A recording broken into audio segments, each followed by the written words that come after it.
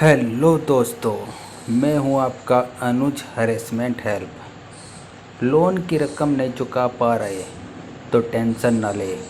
ये 5 तरीके देंगे कुछ राहत। Loan EMI. काफ़ी लोगों को लोन की ज़रूरत पड़ती है। यह लोन पर्सनल या व्हीकल या होम लोन हो सकता है।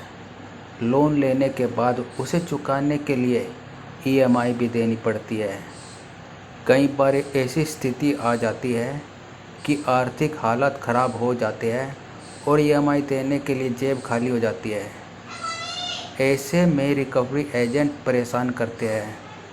कुछ तरीक़ों से आप लोन की रकम से राहत पा सकते हैं।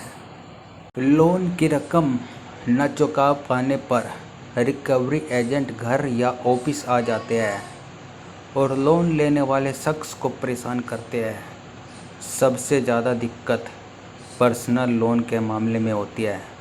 दरअसल यह अनसिक्योर्ड लोन होता है जिस पर ज़्यादा ब्याज देनी होती है। लोन न चुकाने पर पहले तो बैंक ब्याज जुर्माना लगाते हैं, इसके बाद रिकवरी एजेंट परेशान करते हैं। अगर आपके साथ कुछ ऐसा हुआ है तो परेशान न हो। रिजर्व बैंक के मुताबिक लोन लेने वाले शख्स के भी अधिकार होते हैं। 1. बैंक से बात करें। आर्थिक स्थिति खराब होने और लोन की ईएमआई न चुका पाने की स्थिति में सबसे पहले उस बैंक से बात करें जहां से लोन लिया है।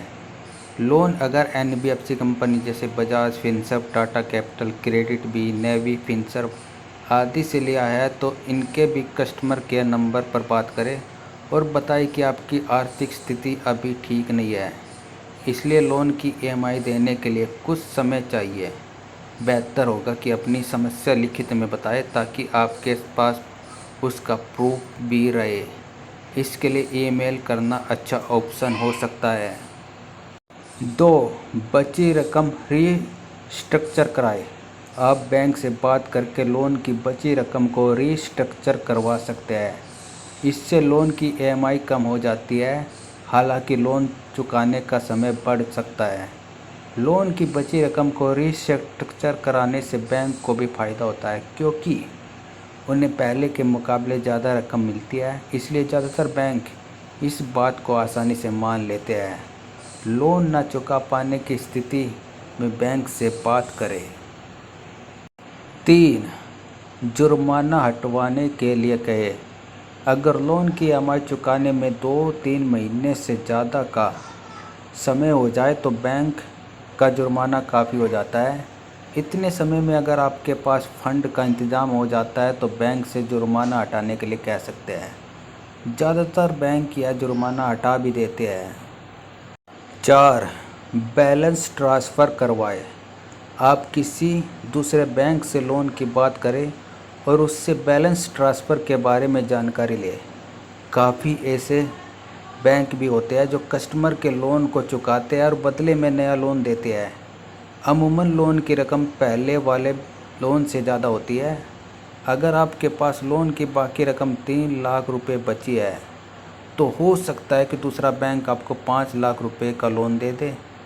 इससे पहले वाले बैंक की बची रकम का डिमांड ड्राफ्ट दे दिया जाता है और बाकी की रकम बैंक अकाउंट में ट्रांसफ़र कर दी जाती है। इससे आप आर्थिक स्थिति भी मजबूत कर सकते हैं, हालांकि इस स्थिति में लोन की ईएमआई बढ़ जाती है। 5. लोन का सेटलमेंट कराएं। अगर आप लोन चुकाने में पूरी तरह असमर्थ हैं और बहुत ज़्यादा रकम पास में नहीं है तो आप बैंक से लोन का सेटलमेंट करने के लिए भी कह सकते हैं। इस प्रक्रिया में बैंक लोन की बाकी बची हुई पूरी रकम को नहीं लेते बल्कि शेष रकम का कुछ हिस्सा ही लेकर लोन को बंद कर देते हैं। रकम कितनी चुकानी होगी यह लोन लेने वाले और बैंक के बीच बातचीत पर निर्भर करता है। कई बार शेष रकम का मात्र 15% में भी सेटलमेंट हो जाता है। सेटलमेंट कराने से सिबिल स्कोर खराब हो जाता है। पुलिस में करें शिकायत। लोन न चुका पाने पर अगर रिकवरी एजेंट परेशान करे तो इसकी शिकायत पुलिस में करें। कोई भी बैंक या रिकवरी एजेंट सुबह 8 बजे से शाम 7 बजे तक कॉल कर सकता है।